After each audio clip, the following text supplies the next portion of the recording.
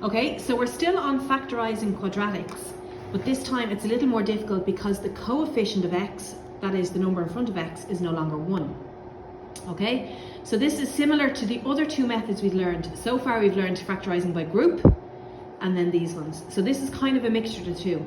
So when you get a quadratic and the coefficient of x is not 1, the first thing you do is you multiply by the coefficient of x squared by the last number, -8. So 3 by -8 gives me -24.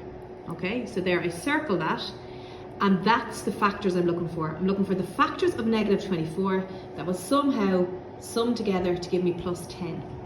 Okay, so the factors of -24, because it's a -24, that means the signs must be different. So we have -24 by +1, or we've got +24 by -1. We've got +6 by -4, or -6 by +4. I've got -8 by +2, or I've got +8 by -2, and I've got +12 by -2, that should be 3, sorry, 8 by 3.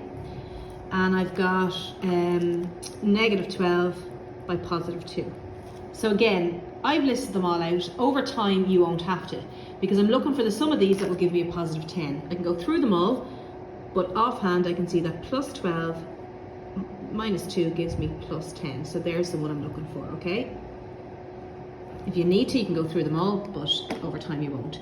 So then what I do is, I rewrite this formula. So instead of a +10 there, I'm going to put a +12x minus 2x, okay? So it's still the same formula.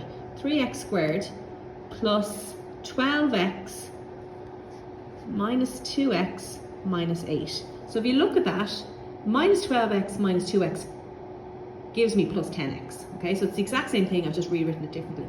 And now, after doing that, I'm going to use the first factorising I've learned, factorising by group. I'm going to group this, and I'm going to group the -2 by -8, and I'm going to go,